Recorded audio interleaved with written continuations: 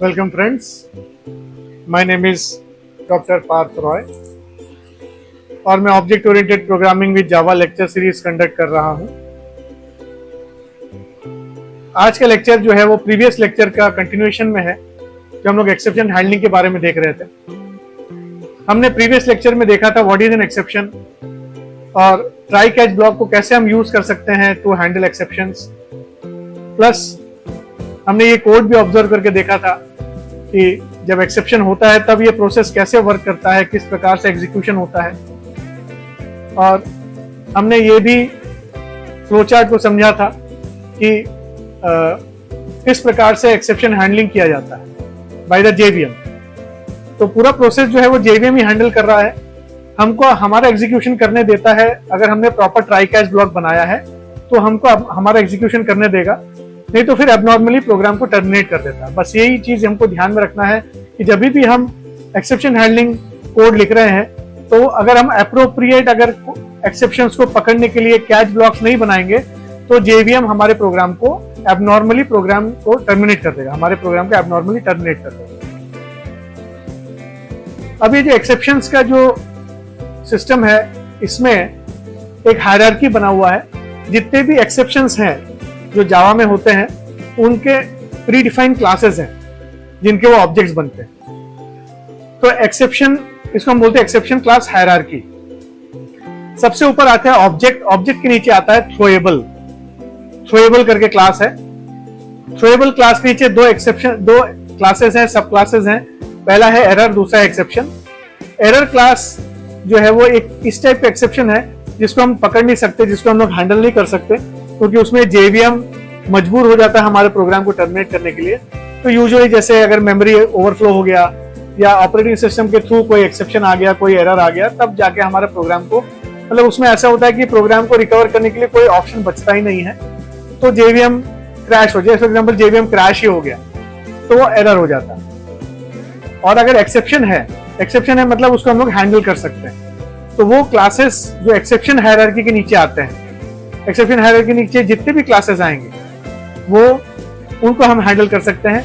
Exception class के नीचे में एक और सब क्लास है रन टाइम एक्सेप्शन, जिसके नीचे जितने भी क्लासेस आते हैं उनको हम हैंडल कर सकते हैं।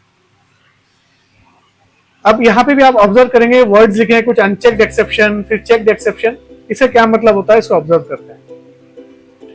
चेक्ड एक्सेप्शंस वो एक्सेप्शंस हैं जिनको कंपाइल टाइम में ही कंपाइलर जेवीएम पकड़ लेता है और उसको ट्राई कैच ब्लॉक में हमको रखने में मजबूर कर देता है। ठीक, तो चेक्ड एक्सेप्शन क्या है? सॉरी, चेक्ड एक्सेप्शन के बारे में कह रहा था मैं। चेक्ड एक्सेप्शन क्या है? वो एक्सेप्शंस जिनको जेवीएम कंपाइल टाइम में पकड़ता है। कंपाइल टाइम में ही पकड़ेगा, रन टाइम में नहीं पकड़ेगा, कंपाइल टाइम में पकड़ेगा और हमको मजबूर कर देगा कि हम उसको ट्राई कैच ब्लॉक में रखें। और रन टाइम एक्सेप्शन क्या होता है? अनचेक्ड एक्सेप्शंस होते हैं, ये एरर है, ये सब अनचेक्ड एक्सेप्शन है। ये सब अनचेक्ड एक्सेप्शन जितने भी होते हैं सब रन टाइम एक्सेप्शन कैटेगरी के आते हैं। ये रन टाइम में पकड़े जाते हैं।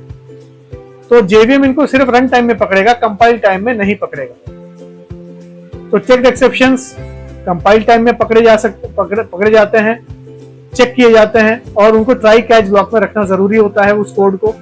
और अनचेक्ड एक्सेप्शंस वो कैटेगरी ऑफ एक्सेप्शंस हैं जिनको रन टाइम में पकड़ा जाता है, एग्जीक्यूशन टाइम कंपाइल टाइम में नहीं पकड़ा जाता। तो यहाँ पे आप ऑब्जर्व करें, जैसे ये इस कोड को अपन ने जो शुरुआत में एकदम स्टार्ट में अपन ने कोड लिखा था, इसमें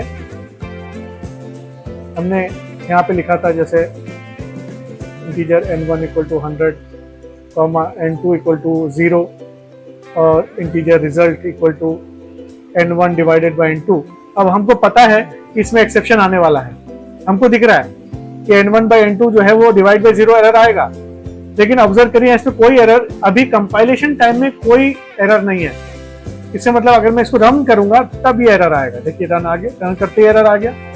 तो अरिथमेटिक एक्सेप्शन कौन से कैटेगरी का एक्सेप्शन बन गया? रन टाइम एक्सेप्शन का कैटेगरी में बन गया। रन टाइम एक्सेप्शन क्योंकि रन होते वक्त ये पकड़ा जाता है। तो ये जो अरिथमेटिक एक्सेप्शन यहाँ पे आया है ये रन टाइम एक्सेप्शन के कैटेगरी में है। ये रन टाइम में पकड़ा जाएगा, कंपाइल टाइम में जेवीएम इसको इग्नोर कर देगा। अब हम देखते हैं कि चेक्ड, ये हो गया अनचेक्ड एक्सेप्शन, इसको बोलते हैं अनचेक्ड। अनचेक्ड एक्सेप्शन के कैटेगरी में आएगा जो रन टाइम में पकड़ा जाता है।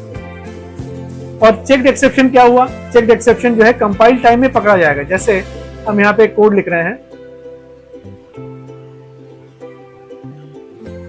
यहाँ पे मैं कोड लिख देता हूँ, input stream reader ISR equal to new input. ये अपन ने कोड ऑलरेडी देखा हुआ है, स्टार्टिंग के लेक्चर्स में मैंने बताया था, कीबोर्ड से इनपुट लेने का कोड। तो system.in मेरा कीबोर्ड है, उससे मैं इनपुट ले रहा हूँ, मैं इंपोर्ट कर देता हूँ नेसेसरी जो है पैकेजेस, बफर्ड रीडर, जैसे R करके बनाया था अपन ने, न्यू बफर्ड रीडर, और इनपुट स्ट्रीम रीडर को यहाँ पे अपन ने एज ए ऑब्जेक्ट दे दिया। इसको भी इंपोर्ट करा लेते हैं। और अब हम r.readLine मेथड यूज करेंगे। हमने यूज किया था to read data from the input, keyboard से इनपुट लेने के लिए स्ट्रिंग ऑब्जेक्ट में इसको स्टोर करेंगे। अब ऑब्जर्व करिए, ये देखिए कंपाइल टाइम में एरर आ गया। क्या एरर आया? Unreported exception, IO exception must be caught और डिक्लेयर टू बी थ्रोन। इससे मतलब क्या हुआ? इसने कंपाइल टाइम में मेरे एक्सेप्शन को पकड़ लिया। क्या एक्सेप्शन था? IO exception. इससे मतलब रीड लाइन में ऐसा कोई कोड है जो IO एक्सेप्शन थ्रो करता है, थ्रो THROW, थ्रो करता है। इसीलिए ये कंपाइल टाइम में इसने मेरे को पकड़ लिया। ये हो गया चेक्ड एक्सेप्शन। तो IO एक्सेप्शन क्या है? Checked exception. IO exception is checked exception. तो अरिथमेटिक एक्सेप्शन क्या था? रन टाइम एक्सेप्शन था, जो कंपाइल टाइम में चेक नहीं हो सकता, चेक नहीं किया जाता, उसको अनचेक्ड एक्सेप्शन के कैटेगरी में रखते हैं। और रीडलाइन मेथड के अंदर जो कोड है जिसमें IO एक्सेप्शन आ रहा है वो चेक्ड एक्सेप्शन के कैटेगरी में आता है, इसलिए उसको रन टाइम मतलब कंपाइल टाइम में ही उसको डिटेक्ट कर लिया जाता है। हमको मजबूरन इसको ट्राई कैच ब्लॉक में रखना ही पड़ेगा। इसको ट्राई कैच ब्लॉक में अगर नहीं रखेंगे तो कंपाइलेशन नहीं हो पाएगा। तो ये एक डिफरेंस है between checked and unchecked exception. So जो इनबिल्ट है, बहुत सारे इसमें inbuilt checked and unchecked exceptions हैं, इसको हम देख सकते हैं। और उसमें थ्रोज और थ्रो का यूज भी हम देखेंगे। तो एक्सेप्शंस में हमको कैटेगराइजेशन समझना है कि एक्सेप्शन जो है दो कैटेगरी में डिवाइडेड है, बिल्ट इन और कस्टमाइज्ड।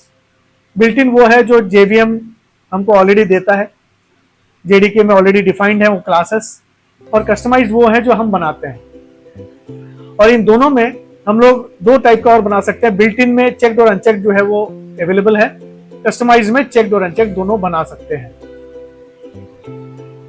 और जो बिल्ट इन में कुछ एग्जांपल्स ऐसे तो बहुत सारे हैं, तो आई विल रिक्वेस्ट कि आप एक बार ओरेकल की वेबसाइट में जाके एक बार ऑब्जर्व करके देखें कौन से बिल्ट इन चेक्ड और अनचेक्ड एक्सेप्शंस है।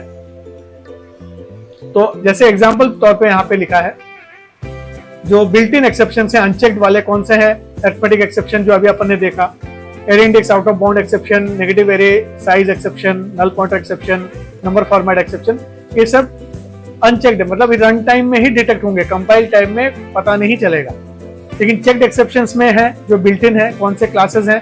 Class not found exception, interrupted exception, no such field, no such method, ये सब एक्सेप्शन जो है वो कंपाइल टाइम में चेक हो जाता है। IO एक्सेप्शन भी है जो अभी अपन ने देखा एग्जांपल में, IO एक्सेप्शन वो भी चेक्ड एक्सेप्शन के कैटेगरी में आता है, मतलब कंपाइल टाइम में ये पकड़ा जाता है। जो भी एक्सेप्शंस कंपाइल टाइम में पकड़े जाए वो चेक्ड है, जो कंपाइल टाइम में ना पकड़े जाए वो अनचेक्ड है।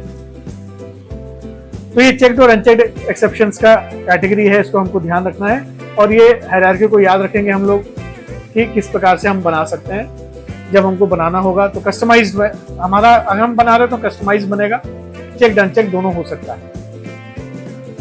अब ये जो हायरार्की है, क्लास हायरार्की, इसको ध्यान में रखते हुए हम अपना चेक्ड और अनचेक्ड एक्सेप्शंस बना सकते हैं। चेक्ड और अनचेक्ड एक्सेप्शंस हम बना सकते हैं। अब यहाँ पे जब हम बनाएंगे कस्टमर, हम अभी क्या देखने वाले हैं? अभी तक हम लोगों ने क्या देखा? जो बिल्ट इन एक्सेप्शंस है उसके बारे में देखा, जो JVM में ऑलरेडी डिफाइंड है, JDK में डिफाइंड है। अभी हम क्या करेंगे? हमारा खुद का एक्सेप्शंस हम बनाएंगे, हम चेक्ड और अनचेक्ड दोनों बना के देखेंगे। और उसके लिए हमको क्या क्या जरूरत पड़ेगी देखते हैं। हमको जरूरत पड़ेगी थ्रो क्लॉज की जरूरत पड़ेगी। थ्रो क्लॉज, थ्रो क्लॉज क्या होता है?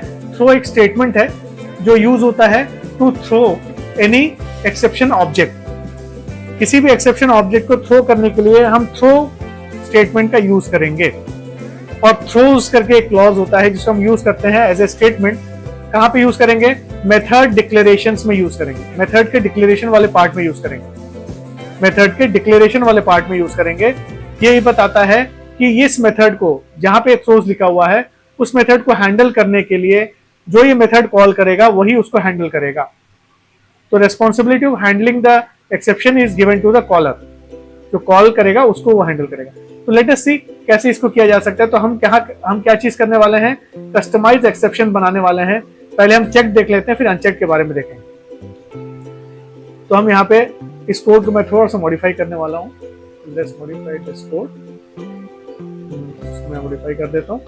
हम अपना खुद का कस्टमाइज चेक एक्सेप्शंस बनाने वाले हैं। तो कस्टमाइज्ड हम बनाते हैं, चेक्ड एक्सेप्शन बनाते हैं पहले।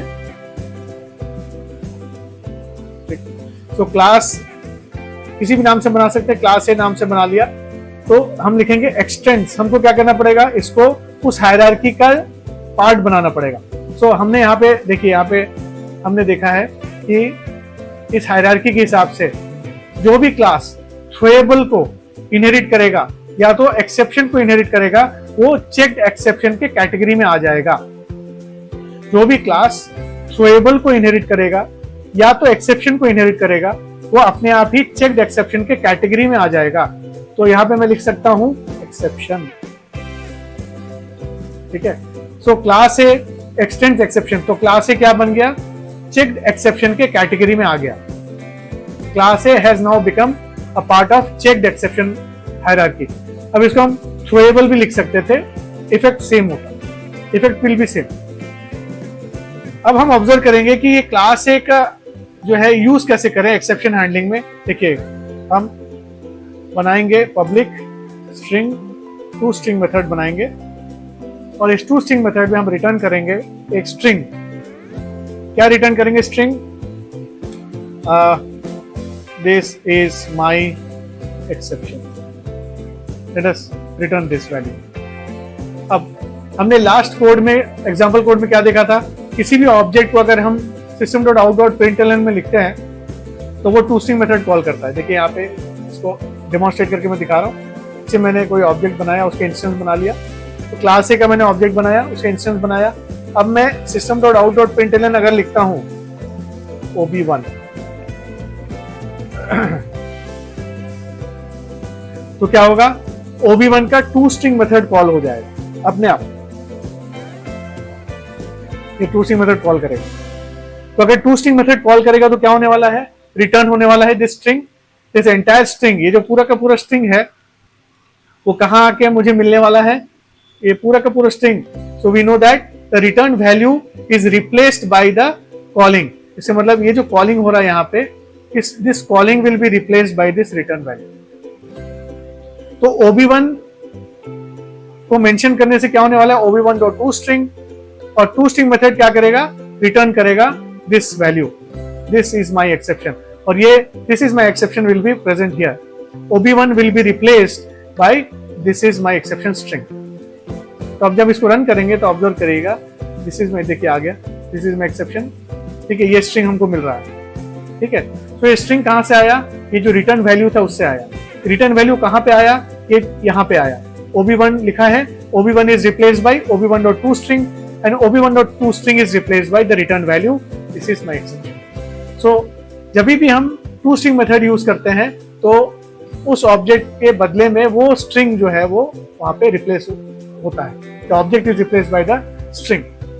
ठीक है। अब ये toString मेथड जो है, रिमेंबर, ऑलवेज रिमेंबर दैट ये toString मेथड जो है वो ऑब्जेक्ट क्लास का मेथड है, ऑब्जेक्ट क्लास का मेथड है। And every class in Java is a child class of object class. तो ऑब्जेक्ट क्लास का कोई अगर मेथड है तो नेचुरली वो इनहेरिट होकर चाइल्ड क्लास में आ जाएगा। तो क्लास ए भी ऑब्जेक्ट क्लास का मेथड हो गया, ऑब्जेक्ट क्लास का जो है वो चाइल्ड है। इसका मतलब toString मेथड ऑब्जेक्ट क्लास से होते हुए चाइल्ड क्लास में भी आ गया। तो ये toString मेथड देखिए बता रहा है कि ओवरराइड एनोटेशन डालना है क्या, पूछ रहा है यहाँ पे, ठीक है। ये ओवरराइड हो रहा है एक्चुअली, ठीक है, ये ओवरराइड हो रहा है, ठीक है। तो ओवरराइड करने के लिए सॉरी तो @ ओवरराइड एनोटेशन हम डाल सकते हैं। देखिए बोल रहा है ऐड बोल रहा है, ये बोल रहा है यहाँ पे इसमें जो है करना है क्या ऐसे के पूछ रहा है। ठीक है, तो मैं इसमें ऐड कर सकता हूँ। ठीक, तो ये टू स्ट्रिंग मेथड जो है वो हम ओवरराइड कर रहे हैं। ठीक, अब तो टू स्ट्रिंग मेथड का आइडिया भी क्लियर है।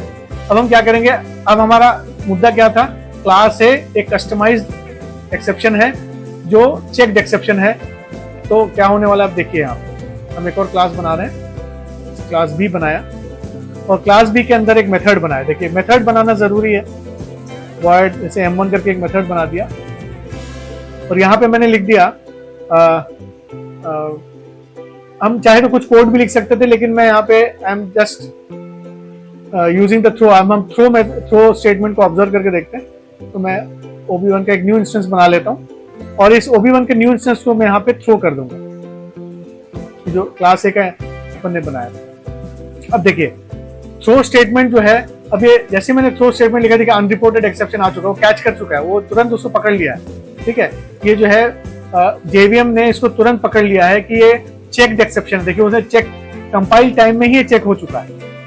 ठीक है, कंपाइल टाइम में ये चेक हो चुका है कि OB1 किस टाइप का ऑब्जेक्ट है, क्लास ए टाइप का ऑब्जेक्ट है और क्लास ए क्या है, चेक्ड एक्सेप्शन है, क्योंकि वो एक्सेप्शन क्लास को इनहेरिट करता है। तो ये चेक्ड एक्सेप्शन है, क्लास ए की इज ए चेक्ड एक्सेप्शन।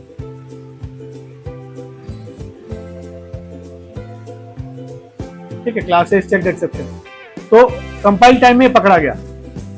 अब हमने थ्रो का देखा, ऑब्जर्व किया थ्रो स्टेटमेंट कैसे यूज होता है। रिमेंबर दैट आप किसी भी नॉर्मल क्लास का ऑब्जेक्ट को थ्रो नहीं कर सकते। अगर मैं यहाँ पे लिखता हूँ क्लास ए, मैं क्लास सी बना लेता हूँ और उसको मैं यहाँ पे क्लास सी के ऑब्जेक्ट को अगर मैं यहाँ पे बना के थ्रो करने की कोशिश करूँ तो ये एरर आ जाएगा।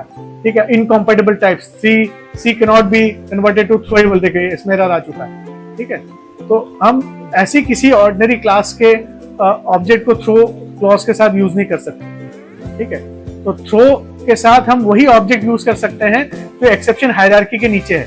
एक्सेप्शन हायरार्की मतलब या तो वो एक्सटेंड्स एक्सेप्शन कर रहा हो, या तो एक्सटेंड्स रन टाइम एक्सेप्शन कर रहा हो, या तो एक्सटेंड्स थ्रोएबल कर रहा हो, तभी उस क्लास के ऑब्जेक्ट को हम थ्रो कर सकते हैं। तो नॉर्मल ऑब्जेक्ट्स को हम थ्रो नहीं कर सकते, इसमें एरर आ जाएगा। ठीक है, can not be converted to throwable, incompatibility error आ गया, मतलब थ्रो नहीं कर सकते, कंपाइलेशन एरर आया। ठीक, तो हम यहाँ पे क्लास ए के ऑब्जेक्ट को थ्रो करने वाले हैं, क्योंकि क्लास ए जो है वो चेक्ड एक्सेप्शन है। तो हम चेक्ड एक्सेप्शन होने के कारण ये कंपाइल टाइम में पकड़ा गया। इसको ट्राई कैच ब्लॉक में डालना जरूरी है। अब इस स्टेटमेंट को मुझे ट्राई कैच ब्लॉक में डालना जरूरी है, लेकिन नहीं, मैं नहीं चाहता ये इसको जो मैं करना, मैं क्या चाहता हूं, what I want to do is, ये जो थ्रो हो रहा है वो M1 जो कॉल करेगा, M1 जो कॉल करेगा मतलब कॉलर, M1 को कॉल करने वाला कॉलर है, वो इसको हैंडल करे। तो मैं क्या लिखूंगा यहाँ पे, थ्रोज ए। तो थ्रोज ए लिखने से क्या हो गया कि हमने बता दिया JVM को कि भाई M1 के अंदर अगर थ्रो कुछ भी हो रहा है, चेक्ड एक्सेप्शन हो, अनचेक्ड कुछ भी हो रहा हो, M1 उसको ट्राई कैच ब्लॉक लगा के हैंडल नहीं करेगा। कौन हैंडल करेगा, जो M1 को कॉल करेगा वो उसको हैंडल करेगा। The caller will handle the code. तो थ्रोज स्टेटमेंट का यूज यहां पे होता है। तो इसको याद रखना है हमको कि थ्रोज को कहां यूज करना है और थ्रो को कहां यूज करना है। ठीक, तो चलिए अब ये रेडी हो चुका है, M1 method is now ready. अब आप यहां पे ऑब्जर्व करें कि हम क्लास बी का इंस्टेंस बना रहे हैं। देखिए क्लास बी का इंस्टेंस बन रहा है, OB1 equal to new B. अब मैं OB1 का हेल्प लेके अगर M1 मेथड को कॉल करना चाहूं तो इसमें मुझे एरर आ गया। देखिए the caller has to satisfy. अब कॉलर कौन हुआ, main method is the caller. Main method के अंदर से OB1 इज द कॉलर। ठीक है, तो अब कॉलर के अंदर से कॉलर को का रिस्पॉन्सिबिलिटी बन जाएगा कि अब इस एक्सेप्शन, जो एक्सेप्शन का नाम क्या है, देखिए a, exception is a, unreported exception a लिखा है, देखिए एरर आ रहा है। ठीक है, तो अब जिम्मेदारी हो गया इस कॉलर का। अब OB1 का जिम्मेदारी है कि M1 को ट्राई कैच ब्लॉक में रखे, M1 को कॉल करते वक्त उसको ट्राई कैच ब्लॉक में रखे। ये तो ये कंपाइल टाइम में कंपाइलेशन होने ही नहीं देगा, मतलब ये कंपाइल टाइम एरर आ चुका है। ठीक है, so this is known as checked exception. ये चेक्ड एक्सेप्शन का एग्जांपल बन गया। It is being checked during compile time. तो हमको क्या करना पड़ेगा, ट्राई कैच, इसको ट्राई कैच ब्लॉक में रखना पड़ेगा। तो मैं इस स्टेटमेंट को पहले हटा देता हूँ, इसको मैं कट करके I will put A try catch block here. तो कैच में मुझे क्या लिखना पड़ेगा, एप्रोप्रिएट कैच ब्लॉक बनाना है तो ए ऐसे एक्सेप्शन E1 लिख दिया, system dot out dot println किया, एरर कॉट,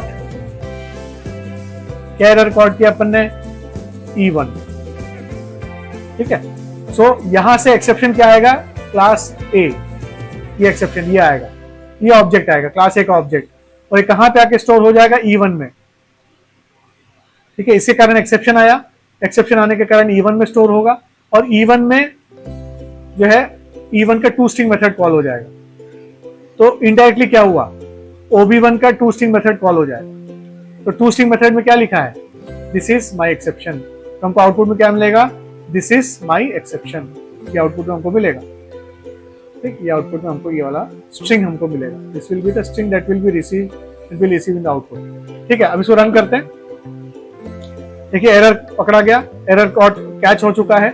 ठीक है, कैच ब्लॉक में अप्रोप्रिएटली आ चुका है, जेवीएम ने एग्जीक्यूट किया, बिल्ड सक्सेसफुल है, मतलब हमारा प्रोग्राम सक्सेसफुली कंप्लीट हुआ है। और दिस इज माई एक्सेप्शन जो है कि हमको लिख के आ रहा है। देखिए आउटपुट में हम जैसे एक्सपेक्ट कर रहे थे वैसे हमको आउटपुट में मिला। तो चेक्ड एक्सेप्शन का मतलब ये हम लोगों ने समझा कि कंपाइल टाइम में ही वो चेक होगा, ट्राई कैच ब्लॉक में रखना जरूरी है। जैसे अपन ने रीड लाइन मेथड बनाया था ना, रीड लाइन मेथड को यूज किया था, वैसे ही M1 मेथड को अपन यूज कर रहे हैं, बिना ट्राई कैच ब्लॉक के ही एग्जीक्यूट नहीं होगा। अब ये हो गया हमारा कस्टमाइज्ड चेक्ड एक्सेप्शन जो अपन ने अभी बनाया। कस्टमाइज्ड चेक्ड एक्सेप्शन जो एक्सेप्शन के इमीडिएट चाइल्ड क्लासेस को यूज करके अपन ने बनाया। ठीक है, एक्सेप्शन के इमीडिएट चाइल्ड क्लास को यूज करके बनाया। अब इसी कोड को हम कस्टमाइज्ड अनचेक्ड बना सकते हैं। अनचेक्ड मतलब कंपाइल टाइम में चेक नहीं होगा। तो अनचेक्ड बनाने के लिए क्या करना पड़ेगा, अनचेक बनाने के लिए सिर्फ हमको क्या करना है, इसको रन टाइम एक्सेप्शन में कन्वर्ट कर देना। ठीक, सो नाउ क्लास ए एक्सटेंड्स रन टाइम एक्सेप्शन। अब वो एक्सेप्शन को इनहेरिट नहीं करेगा, रन टाइम एक्सेप्शन को इनहेरिट करेगा। देखिए यहाँ पे ये इधर रन टाइम एक्सेप्शन को इनहेरिट करेगा। इसके नीचे जितने भी आएंगे वो अनचेक्ड एक्सेप्शंस हैं, इसका मतलब कंपाइल टाइम में चेक नहीं होने वाले। तो लेट अस सी, ट्राई कैच ब्लॉक हटा देते हैं, देखते हैं चेक कर पाता है कि नहीं कर पाता है। देखिए कोई एरर नहीं आ रहा। ठीक, जब अपन ने इसको एक्सेप्शन बनाया था, देखिए यहाँ पे फिर से मैं बता देता हूँ, जब अपन ने इसको एक्सेप्शन करके रखा था तो ये चेक्ड एक्सेप्शन बन गया, एरर आ गया। देखिए अनरिपोर्टेड एक्सेप्शन, वो कंपाइल टाइम में चेक कर चुका है और पकड़ लिया, ट्राई कैच ब्लॉक रिक्वायर्ड है। लेकिन जैसे ही मैंने इसको रन टाइम एक्सेप्शन बना दिया, क्लास ए, यहाँ से जो क्लास ए का ऑब्जेक्ट थ्रो हो रहा है वो रन टाइम एक्सेप्शन ऑब्जेक्ट है, तो देखिए यहाँ पे एरर चला गया। अब सोचिए यहाँ पे अगर एरर आएगा तो कहाँ जेवीएम उसको कैसे हैंडल करेगा, रन टाइम में हैंडल करेगा। तो मेन एंड हम लोग मेन एंड तक पहुंच ही नहीं पाएंगे, इसी जगह पे एक्सेप्शन आ जाएगा और रन टाइम में एबनॉर्मल प्रोग्राम टर्मिनेशन हो जाएगा। इसको रन करते हैं, ठीक है आ गया, एबनॉर्मली प्रोग्राम टर्मिनेट हो चुका है, बिल्ड फेल दिखा रहा है, एबनॉर्मली प्रोग्राम टर्मिनेशन हुआ है। लेकिन एक और इंपॉर्टेंट चीज यहाँ पे ऑब्जर्व करें कि उसने बताया एक्सेप्शन का, देखिए डिस्क्रिप्शन क्या दिखा रहा है, दिस इज माई एक्सेप्शन। ये जो है ना, ये डिस्क्रिप्शन देखिए, ये जो अपन ने यहाँ पे लिखा था ना, ये यहाँ पे बता रहा है, मतलब M1 में जो एरर आया था, एक्सेप्शन आया था इस थ्रो के कारण। Throw is actually raising an exception, raising और throwing, throwing, raising or throwing an exception, saying an exception to JVM. We are throwing the exception towards JVM. ठीक है, तो ये जो थ्रो में OB1 है वो अनचेक्ड एक्सेप्शन है, इसलिए रन टाइम में पकड़ा गया। और plus OB1 is of type A, class A का ऑब्जेक्ट है, तो इसका जो टू स्ट्रिंग मेथड है वो एग्जीक्यूट हुआ। देखिए यहाँ पे वो टू स्ट्रिंग मेथड लेके बता रहा है कि ये एक्सेप्शन आया है, OB1 का टू स्ट्रिंग मेथड कॉल हुआ है और उससे हमको ये स्ट्रिंग मिला है JVM। तो हमारे प्रोग्राम को टर्मिनेट करने के बाद इस मेथड को एग्जीक्यूट करने के कारण थ्रो OB1 हुआ। थ्रो OB1 होने के कारण JVM की तरफ अपन ने थ्रो किया ऑब्जेक्ट को, JVM ने कैच कर लिया, JVM ने कैच किया, ऑब्जर्व किया यहाँ पे कोई ट्राई कैच ब्लॉक नहीं है, क्योंकि यहाँ से थ्रो हुआ था, यहाँ पे कोई ट्राई कैच ब्लॉक नहीं है, यहाँ पे भी कोई ट्राई कैच ब्लॉक नहीं है, तो JVM ने डिसाइड किया कि मैं कैच करूंगा और कैच करने के बाद प्रोग्राम को टर्मिनेट कर दूंगा। प्रोग्राम को जैसे ही टर्मिनेट किया तो उसने इस OB1 जिसको भी उसने कैच किया, जैसे OB1 को कैच किया तो OB1 का टू स्ट्रिंग मेथड कॉल कर दिया उसने और वो स्ट्रिंग हमको यहाँ पे दिख रहा है और प्रोग्राम को टर्मिनेट कर दिया। तो एरर देखिएगा कहाँ पे आया, लाइन नंबर 11 में देखिए एरर आ गया, यहाँ पे एरर आया, ठीक है, इस पर्टिकुलर लाइन में एरर आया है। वैसे देखा जाए तो लाइन नंबर 12 पे एरर है। तो अल्टीमेटली हमने क्या ऑब्जर्व किया, चेक्ड और अनचेक्ड एक्सेप्शन हमने खुद का बनाया। तभी अपन ने अनचेक्ड एक्सेप्शन बनाया खुद का। तो कस्टमाइज्ड अनचेक्ड एक्सेप्शन को अपन ने अभी क्रिएट किया। हमने सभी ब्लॉक्स को ऑब्जर्व करके देखा, ठीक, सभी ब्लॉक्स को हमने ऑब्जर्व करके देखा, ठीक, try block, catch block, finally block, throw block and throws, throw clause and throws clause, मतलब थ्रो स्टेटमेंट और थ्रोज स्टेटमेंट के बारे में देखा अपन ने, ठीक। सो ये अपना हायरार्की, ये कैटेगराइजेशन है एक्सेप्शंस का, इसको भी हमको याद रखना है। बिल्ट इन वाले कंपाइलर ऑलरेडी बना के रखा है, JDK में डिफाइंड है, उसमें भी चेक्ड अनचेक्ड है, और कस्टमाइज हम खुद के बना सकते हैं, उसमें भी चेक्ड और अनचेक्ड है।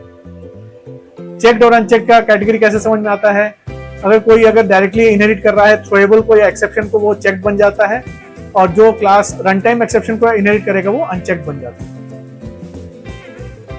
सो ये कुछ इनबिल्ट जो है, प्री बिल्ट जो है, बिल्ट इन वाले अनचेक्ड एक्सेप्शंस के लिस्ट है। ऐसे बहुत सारे एक्सेप्शंस हैं, उसमें से कुछ एक्सेप्शंस को हम लोग यहाँ पे देख रहे हैं, क्लास नेम्स हैं, एक्सेप्शन क्लास नेम्स हैं, ये भी एक्सेप्शन क्लास नेम्स हैं, तो चेक्ड हैं। ये आप ट्राई करके देखें, इनको एक बार खुद का कस्टमाइज एक्सेप्शन बना के भी देखें, ठीक। आई होप ये जो लेक्चर है आपको अच्छा लगा होगा, समझ में आया होगा एक्सेप्शंस को कैसे हम हैंडल कर सकते हैं, ये बिल्ट इन वाले एक्सेप्शंस और कस्टमाइज एक्सेप्शंस को कैसे हम हैंडल कर सकते हैं। तो thank you so much for your patient listening. Please subscribe and press the bell icon for latest updates. Thank you so much.